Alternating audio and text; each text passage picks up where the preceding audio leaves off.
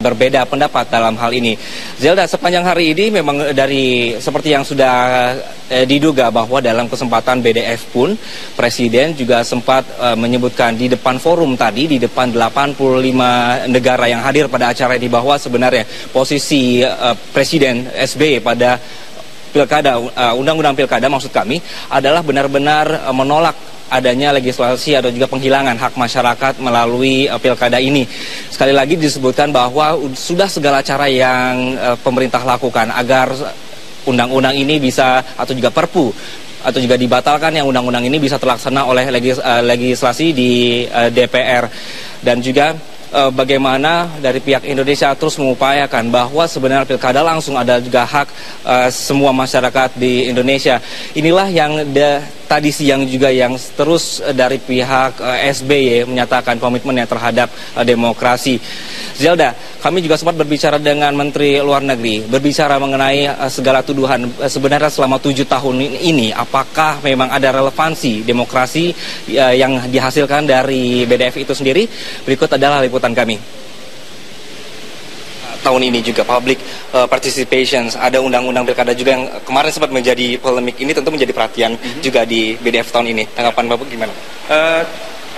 Kalau dikatakan perhatian tidak terlalu tidak seperti yang mungkin dibayangkan, karena kalau dipikir-pikir dari aspek internasional, meskipun masalah pilkada ini sesuatu yang sangat penting dan sangat menyerap perhatian energi kita semua di tanah air, tapi kalau dalam konteks internasional mereka kan dibandingkan dengan masalah-masalah internasional lainnya yang dihadapi kita semua, yang dihadapi oleh Indonesia, mereka bisa jauh lebih terkelola menurut pandangan mereka.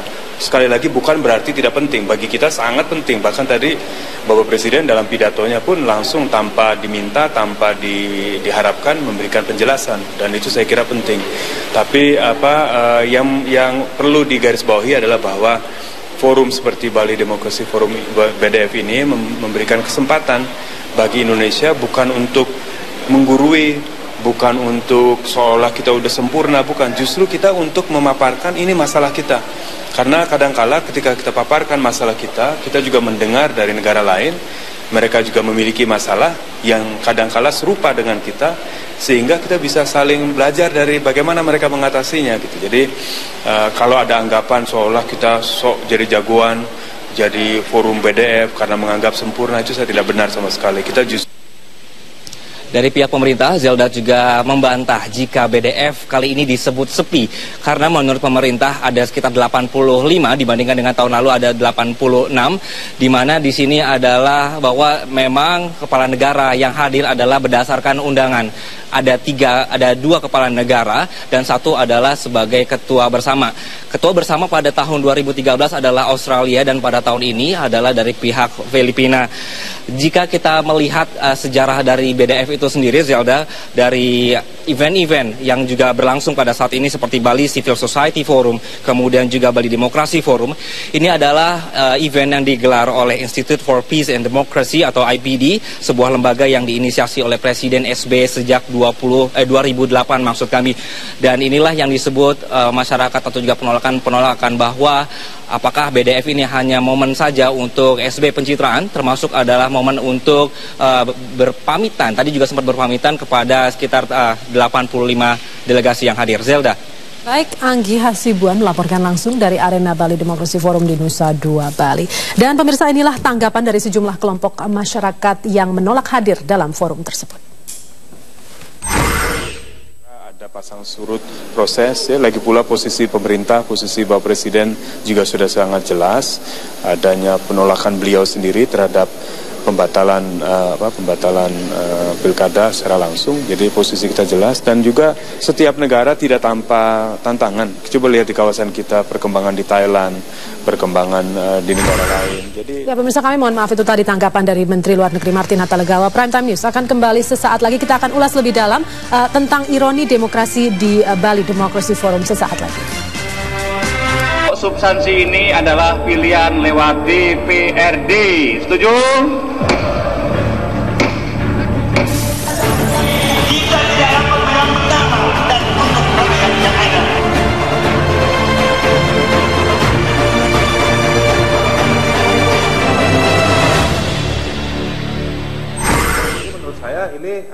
ini aneh juga, kenapa disettingnya di masa akhirnya SBY, kenapa SBY sudah ngegondol semua haknya partisipasinya masyarakat, lalu kita disuruh datang ke sana. Mudah-mudahan besok, acaranya kan mulai besok, mudah-mudahan sukses kosongnya acara tersebut. Kegiatan ini diselenggarakan yang bicara tentang komitmen penguatan masyarakat sipil dan keterlibatan masyarakat sipil di dalam penyelenggaraan demokrasi. Satu sisi negara kita juga menghadapi gejolak besar terkait dengan komitmen negara dalam berdemokrasi. Jadi memang tidak layak Bali Demokrasi Forum itu diselenggarakan saat ini karena SBY tidak punya prestasi apapun untuk meningkatkan demokrasi. Pemirsa, Bali Demokrasi Forum dinilai sebagai ironi. Sejumlah pihak yang diundang menolak hadir karena menilai adanya kemunduran demokrasi di tengah-tengah Forum Demokrasi Bali. Kami akan mengulasnya dengan Haris Azhar, Koordinator Kontras, Didi Rawadi Syamsuddin, politikus Partai Demokrat, dan Andreas Pereira, politikus Partai PDI Perjuangan. Maksud kami, selamat malam Bapak-Bapak, terima kasih untuk kehadirannya. Saya langsung ke Bang Haris. Bang Haris, ini acara demokrasi untuk membahas demokrasi dan tantangan-tantangannya begitu untuk sharing antar negara-negara di kawasan. Kenapa Anda tidak mau hadir saja? Yang Anda sebut kemunduran ini salah satu tantangan tentunya kan? Tadinya mau hadir, gitu. Jadi 2 minggu lalu saya dikabari dan tahu ada acara ini. Tadi kita mau hadir dan dari beberapa tahun yang lalu, ini kan acara tahunan. Kita memang salah satu kritik kami ke pemerintah sebagai pelaksana BDF ini adalah kenapa bicara demokrasi tapi caranya tidak partisipatif gitu. Jadi sebetulnya kami ingin hadir. Tetapi konteks hari ini menunjukkan bahwa si penyelenggara BDF tidak demokratis. Gitu. Ada akumulasi yang berujung pada misalnya pengesahan undang-undang pilkada yang menghilangkan hak partisipasi setiap warga negara. Kalau ditarik mundur, ada lagi tuh ukuran-ukurannya. Ada undang-undang pilkada, lalu ada undang-undang ormas yang mempersulit berdirinya dan bekerjanya organisasi-organisasi masyarakat sipil. Ada undang-undang intelijen yang ada frasa-frasa yang memberikan legitimasi buat negara untuk masuk ke kehidupan privasinya orang-orang. Ada lagi undang-undang ITE. Itu yang bisa mengkriminalkan orang-orang mengekspresikan pendapat-pendapatnya di dunia elektronik. Ini contoh kecil aja bagaimana hak-hak warga negara itu perlahan makin hilang dan kami marah, istilahnya kira-kira begitu.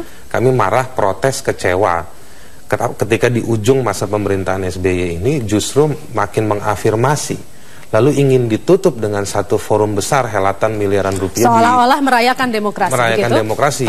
Bahkan di topiknya menarik, itu di topik BDF tahun ini kira-kira kurang lebih evolving regional democratic arsitektur, lalu dalam rangka tantangan-tantangan pembangunan politik dari partisipasi publik. Partisipasi publiknya sedang dikerdilkan pada hal hari ini. Baik, kita akan membahas selain undang-undang pilkada, ada juga ke belakang sejarahnya, ada undang-undang ormas, undang-undang intelijen, dan undang-undang ITE. Tapi saya ingin ke Pak Didi terlebih dahulu untuk mendengar tanggapan Pak Didi tentang ironi ini. Ini iklim demokrasi, jadi sikap Mas Haris dan kawan-kawan kita hormati itu hal yang biasa dalam demokrasi. Tapi kita bisa lihat forum di Bali sambutan dunia internasional luar biasa ya. Tapi Anda melihat tidak? Peserta-peserta yang hadir itu banyak dan semakin banyak hal-hal yang dibahas di sana. Jadi tidak ada ironi. Diskusi dan ya ini biasa dalam demokrasi. Tapi kita harus ingat ya, selama 10 tahun pemerintahan Pak SBY, terlepas mungkin ada kekurangan-kekurangan, tapi ini iklim demokrasi yang terbaik saya kira ya. Jadi tidak ada kemunduran demokrasi ya Pak Didi? Anda bisa lihat tidak pernah terjadi lagi yang paling ekstrim saya katakan ya. Penculikan orang, penghilangan orang di rejim lalu itu terjadi ya. Sekarang tidak ada ya. Itu ukurannya, itu ukuran demokrasinya? Banyak ukuran yang lain ya. Kebebasan yang luar biasa, Anda merasakan, rakyat merasakan kebebasan yang luar biasa ya. Baik kebebasan pers, kebebasan untuk berbicara, berpendapat dan sebagainya, terlepas memang ada yang belum optimal. Ini sangat berbeda dengan negara-negara, kalau kita lihat negara-negara yang lebih maju di Arab Spring, demokrasi disumbat, timbullah pergolakan di mana-mana. Di sini luar biasa kebebasan ini, dan Mas Haris dan kawan-kawan ikut merasakan juga berbagai komponen masyarakat, terlepas memang masih ada kekurangan yang sioganya harus diperbaiki oleh pemerintahan akan datang, dioptimalkan oleh Pak Jokowi dan Pak JK saya. Baik, Pak Andreas, Anda melihatnya bagaimana? Anda melihat ini sebuah ironi ataukah memang ini memang perjalanan demokrasi yang masih perlu banyak diperbaiki? Ya, saya harus membedakan antara forum demokrasi ini dengan figur yang berada di balik forum demokrasi tersebut. Justru letak dari ironi itu ada di situ gitu. Jadi di sini forum demokrasi idenya bagus. Karena ini adalah suatu forum untuk tukar pikiran dan tukar pikiran baik ide maupun best practice yang dilakukan oleh baik kelompok-kelompok NGO maupun oleh negara-negara yang terlibat di dalam. Maksudnya figur di baliknya ini apa ya, Pak? Menjadi ironi karena apa yang didiskusikan di dalam forum itu dengan apa yang dilakukan oleh pencetus dari ide forum demokrasi dalam hal ini Pak SBY itu tidak konsisten. Jadi seandainya ini bukan dicetuskan oleh SBY, forum ini tidak ada masalah ya? Bahwa cetusan ide itu sudah jalan, ya kita hargai. Tetapi di dalam pelaksanaan Pak SBY sendiri justru tidak konsisten. Yang mana? Tidak konsistennya bagaimana Pak Andreas? Kita lihat di dalam yang terakhir dalam undang-undang pilkada itu. Gitu. Nah di situ problemnya. Saya kira teman-teman seperti Kontras dan NGO-NGO yang di Indonesia yang mengikuti perkembangan demokrasi di Indonesia, kemudian mereka menjadi mundur dan tidak terlibat di situ sangat wajar dan bisa dipahami. Karena apa? Demokrasi itu bukan hanya soal apa yang dibicarakan, tetapi apa yang dipraktekkan gitu. Dan di sini sangat tergantung pada figur yang mempraktekkan itu gitu. Dan di sini tentu ironi itu ada pada Pak SBY sendiri. Sebelum saya minta tanggapan Pak Didi, saya mau perjelas dulu inkonsistensinya ada di bagian mana Pak Andreas? Antara apa yang dikatakan dan yang dilakukan gitu. Di sini kan konsistensi itu dilihat dari satunya kata dan perbuatan. Jadi dengan mengeluarkan Perpu itu bukan bentuk upaya untuk menjadi konsisten? Ya justru itu kan di sini inkonsistensi yang terjadi. Tapi begini juga, Pak Didi sebentar. Sorry. Tapi begini, inkonsistensi itu juga terlihat pada Pak SBY dalam skala kecil tapi juga cukup signifikan dalam konteks Undang-Undang Pilkada dan Perpu itu sendiri. Dalam konteks Undang-Undang Pilkada, Pak SBY itu berdiri pada dua posisi. Satu sebagai kepala pemerintahan dan kepala negara. Yang kedua sebagai pimpinan partai politik yang fraksinya walk out. Yang kalau dia walk out, dia tahu bahwa pihak yang menolak jadi lemah di hadapan pihak yang mendukung. Sebagai kepala negara dan kepala pemerintahan membiarkan dua menterinya, setidaknya saya tahu, itu hadir sampai pengesahan di tengah malam. Artinya dia punya power yang cukup secara politis maupun secara konstitusional untuk mengimplementasikan ketidaksetujuannya terhadap undang-undang tersebut yang menghilangkan hak warga negara. Lalu muncul undang-undang Perpu untuk membatalkan undang-undang tadi itu. Nah ini kan orang jadi melihatnya ini seperti apa, ini kayak jadi membingungkan, membingungkan gitu. Hanya pada satu orang, tidak pada skala pemerintahan dengan jumlah orang yang banyak. Baik, inkonsistensi mau dijelaskan oleh Pak Didi, tapi setelah jeda berikut ini Pak Didi, pemirsa tetaplah di Prime Time News, kami segera kembali.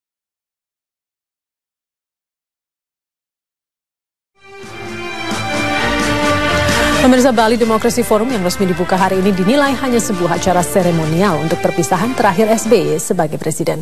Peraturan pemerintah pengganti undang-undang atau Perpu terkait pilkada yang diterbitkan SBY juga dinilai sebagai akal-akalan Presiden Yudhoyono menyelamatkan citranya dalam forum internasional di Bali.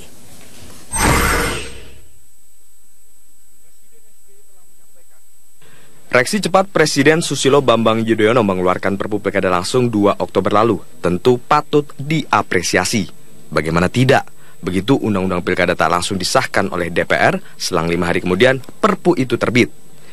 Jika SBY sejak semula sudah bersikap tegas dan konsisten mendukung Pilkada langsung melalui sikap Partai Demokrat di DPR, tentu semua kerusakan demokrasi dan perampasan daulat rakyat itu pasti tidak bakal terjadi.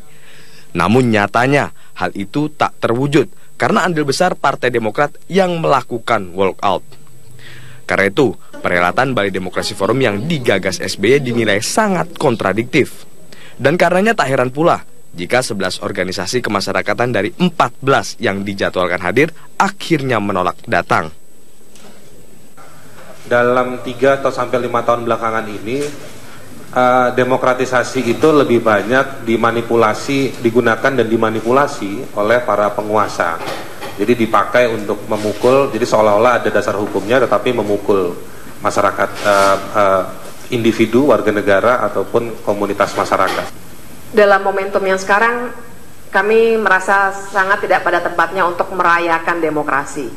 Apa yang mau dirayakan dalam konteks yang sekarang? Mas Dadang waktu ngobrol dengan saya sempat bilang SBY sudah membuka kotak Pandora demokrasi katanya. Mungkin tidak secara langsung, tapi ini ada suatu kotak yang berisi setan-setan jahat yang sudah dibuka begitu. Pilkada yang diterbitkan SBY 2 Oktober lalu. Melalui Twitter, Ketua Umum Partai Demokrat SBY mengaku telah mengamankan Perpu Pilkada langsung agar diterima DPR, terutama partai-partai pendukung Prabowo. Bila demikian, maka pantaslah muncul pertanyaan, apakah Perpu Pilkada hanya diterbitkan untuk menyelamatkan muka SBY di forum internasional kebanggaannya? Tim Liputan Metro TV. Kembali kita lanjutkan perbincangan di studio. Pak Didi, kalau kita tarik lagi kronologisnya gitu ya, Undang-Undang Pilkada ini inisiatif dari pemerintah. Betul. Saat pengesahan fraksi Partai Demokrat walk out sehingga Pilkada tidak langsung terjadi, disepakati. Setelah itu SBY menyatakan tidak setuju dengan Pilkada tidak langsung dan keluarkan Perpu. Yang kemudian Perpunya akan masuk juga ke DPR dan kemungkinannya untuk disetujui ya kecil juga. Apa sih penjelasannya, Pak Didi? Kalau bertolak dari inisiatif pemerintah, tentu itu nggak salah juga ya dari awal. Bahwa memang pilkada langsung ini kan selama ini banyak masalah, nggak bisa kita pungkiri. Ada money politik, ada politik dinasti, ada dana-dana yang tidak jelas, ada berbagai ekses kekerasan, anarkisme dan sebagainya. Oleh karena awalnya memang ada pemikiran-pemikiran, bukan pemerintah saja di DPR, termasuk kawan-kawan yang sekarang mendukung pilkada langsung, ya nggak bisa dipungkiri, mayoritas ingin pilkada DPRD pada saat itu. Itu awalnya begitu. Tapi dengar. Lalu ini kan hal yang biasa, dinamika terjadi ya. Setelah berjalan beberapa tahun, akhirnya Demokrat, terutama Partai Demokrat ini berkesimpulan tetap harus langsung. Tetap harus langsung. Langsung ya. Nah, saya ingin cerita yang malam itu.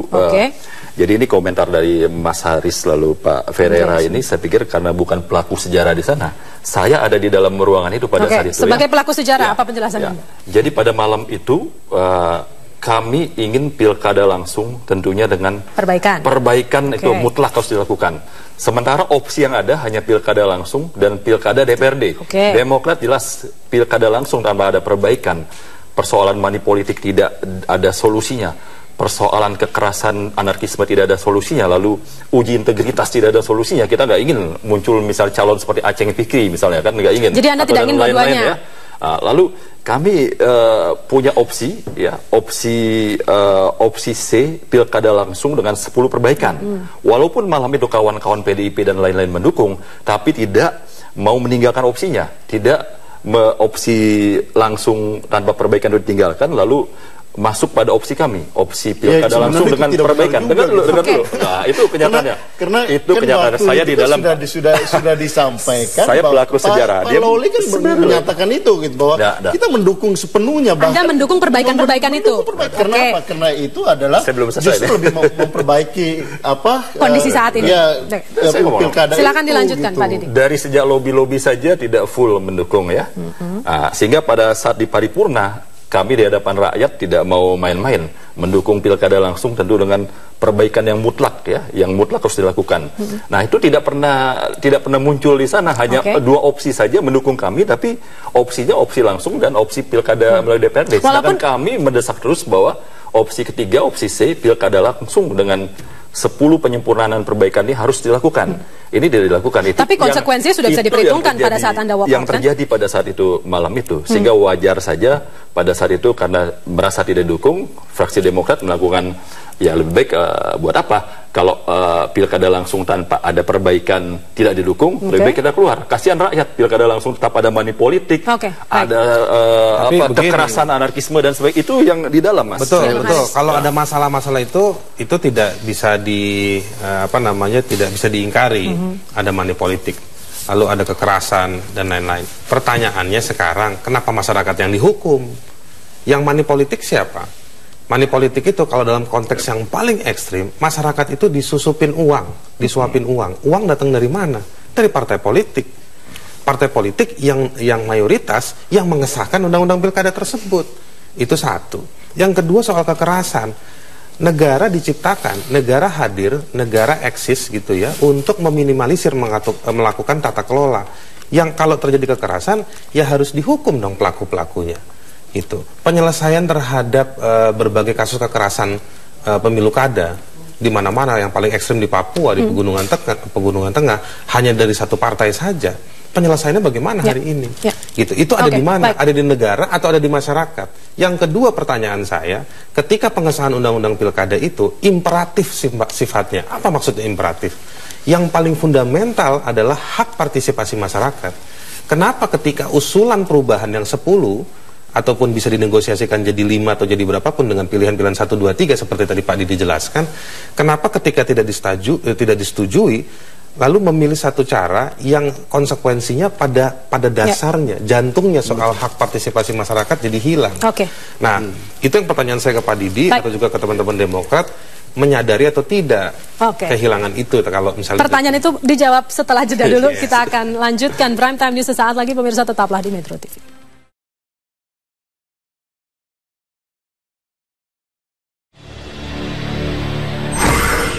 Ironi Forum Demokrasi Bali, kami masih membahasnya di studio. Saya beri waktu dulu ke Pak Didi, ada banyak pertanyaan yang harus dijawab. Tadi sederhana aja saya jawab bahwa pilkada langsung tentu harus jangan tanggung-tanggung penyempurnaannya.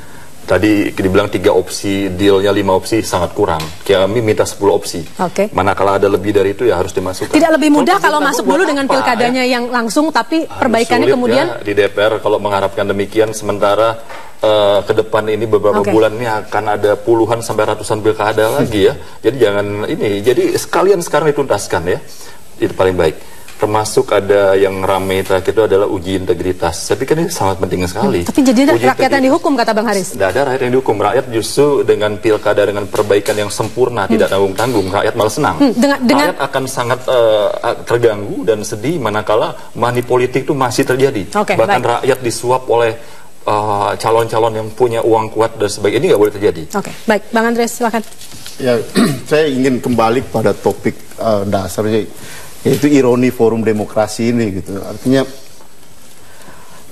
letak dari ironi ini justru pada Pak SBY yang punya otoritas sebenarnya. Kalau pada waktu itu Pak SBY mempunyai kehendak dan mau melakukan, sebenarnya tarik aja menterinya. Atau Pak SBY mengatakan bahwa stop pembicaraan di DPR, dan itu pernah terjadi waktu undang-undang rahasia negara dulu ya. Peradilan militer. Ya, peradilan militer, rahasia negara juga seperti itu. Rahasia negara yang Karnas juga ditarik. Karena ketika kami membahas dan sedang membahas, kemudian teman-teman dari LSM pada waktu itu mereka melihat bahwa ini undang-undang ini bertentangan dengan undang-undang KIP, kebebasan informasi publik. Nah, sehingga kemudian PSB mundur, minta menterinya untuk mundur. Nah, hal itu kan bisa dilakukan sebenarnya.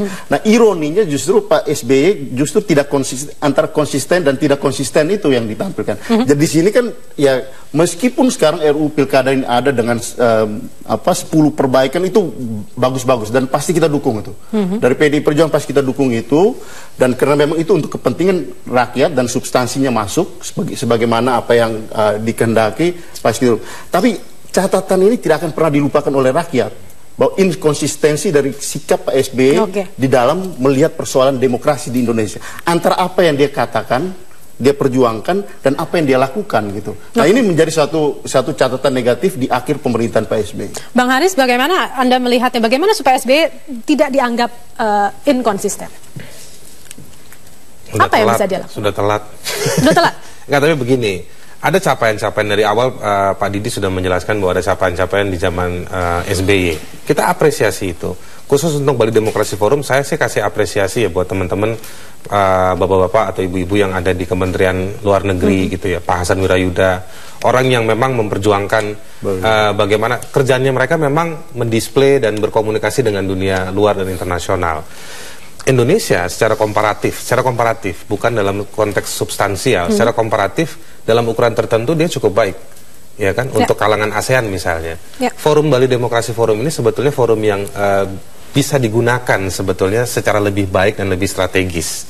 Sayangnya Pak SBY gagal konsisten di dalam negeri, dan konteks hari ini ketika menyelenggarakan Bali Demokrasi Forum, ketika rakyat sedang kecewa, haknya yang perlahan-lahan diambil, puncaknya pada undang-undang pilkada, itu mendegradasi partisipasi publik, partisipasi setiap orang dalam demokrasi. Demokrasi dalam transisi politik seperti Indonesia membutuhkan partisipasi publik untuk mengawasi. Apalagi ketika para orang-orang di partai politik itu bisa main dengan perusahaan-perusahaan, mengeluarkan izin itu ditukar dengan uang, dipakai mereka untuk berpartisipasi dengan tanda kutip menyuap orang dan lain-lain. Ini yang kita kecewa sebetulnya. Jadi perbaikan soal pilkada itu harusnya dikembalikan kepada masyarakat. Yuk sama-sama kita pantau, kita kerja keras lagi, bukan dikembalikan kepada DPRD. Oke, Pak Andreas. Sedikit tadi berkaitan dengan kecewaan masyarakat dan pelaksanaan. Kalau kita lihat dari ini kan pelaksanaan ke-7 ya, dan dari 1 sampai ke-6 itu yang pertama itu bulan Desember, kedua bulan Desember, ketiga bulan Desember, sampai dengan ke-4 bulan Desember, dan ke-5 dan ke-6 itu bulan November gitu. Nah ini memang nggak pernah Oktober.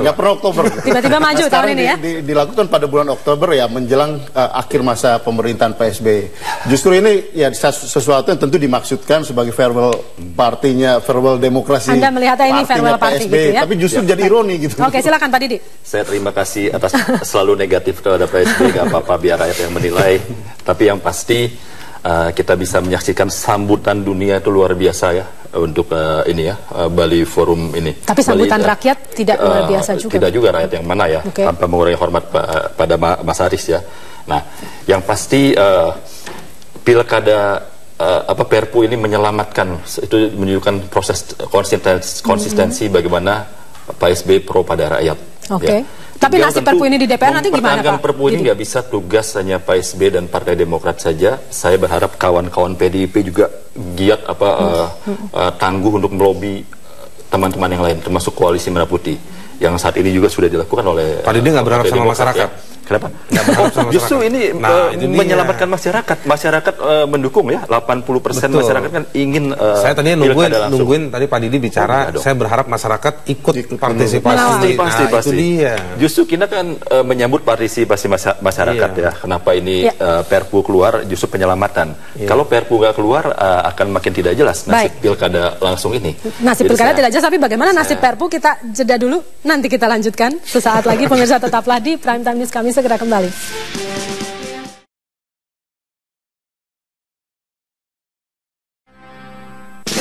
Kembali lagi di Prime Time News, langsung kita lanjutkan perbincangan di studio. Pak Didi tadi ada sebutkan Perpu itu sebetulnya langkah untuk menyelamatkan. Nah, nasib Perpu ini di DPR nanti bagaimana? Ya tentu harus ada kebersamaan dari kita semua ya, tentu tidak Koalisi pendukung Prabowo aja tidak sepakat tentang bagaimana mereka melihat Perpu ini. Ya ini sekarang lobby-lobby berjuang bersama-sama terus dilakukan, termasuk kawan-kawan PDIP kita harapkan melakukan lobby-lobby juga terhadap semua. Anda optimis kawan tapi ya, Perpu disetujui?